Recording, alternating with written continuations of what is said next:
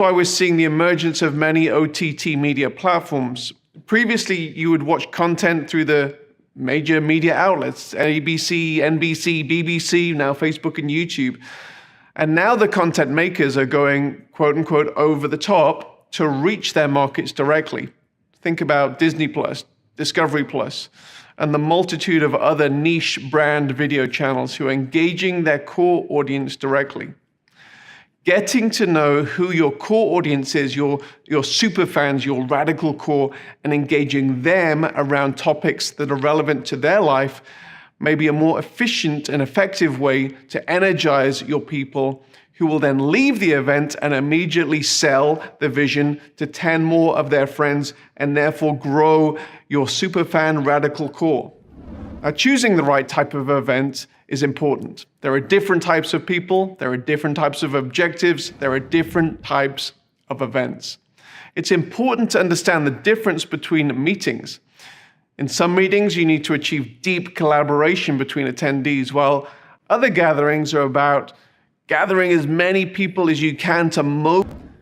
The rationale and motivation for an online event is just as important as the rationale and motivation for an in-person physical event. There's not one type of online event that you have to go down. It's often possible to mimic the aspects of a physical in-person event when you're having an online equivalency. However, it's important to recognize the differences between online and in-person events. Simply being online means you are communicating in another medium, and while this offers many benefits over in-person events, there are similarly many elements that cannot and shouldn't be reproduced. Online communication is better for intense, effective, focused, interactive information sharing, as well as focused networking, one-on-one meetings. While physical events can be much better for creating space and time, more serendipitous networking, having meals, coffees, and walks. Similarly, you will never experience the intense, ear-bleeding, emotionally high experience of being in a mosh pit at a concert online. However, you can experience a perhaps more intimate, artistic experience through a broadcast feed. It's also important that you think in a correct manner about your financial budget. It is so possible for you to lose a significant amount of money in organizing a large-scale event. However, it is important also for you to consider the financial aspects in the right way. As with many endeavors in life, it's also important not to underestimate the potential financial benefits and use false economy in planning your event.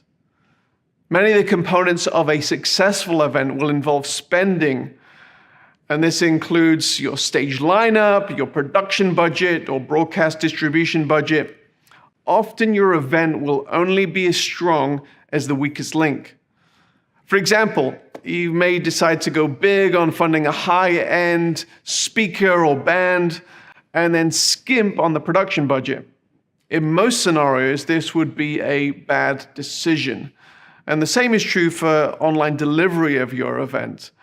There are some amazing solutions being offered on the market at the moment, and it's important that you don't skimp on providing an amazing experience for your audience. Now, we have advised many event coordinators who are hosting large events, and often the first component that is considered is the lineup of presenters on stage. Maybe it's famous bands and speakers who will have the ability to gather a crowd. Gifted and charismatic stage personalities are great, and they may form a component of your overall strategy. However, it's imperative that before you invite any presenters, you are clear about your metrics and your narrative.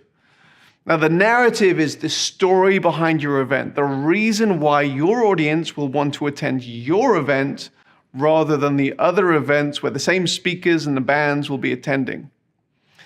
Discovering your narrative is typically a process which begins with discovering your why in hosting the event and the why your attendees have for attending. Now, following tried and trusted methods of storytelling and communicating your narrative is helpful for both in-person and for online events.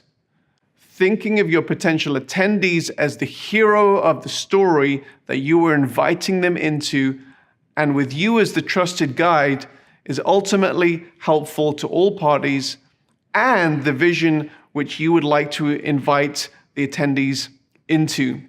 It may be that you're giving your audience a unique experience and opportunity to get involved in the most life-changing movement. And if that is true, you need to recognize and find ways to communicate that vision that involves your audience.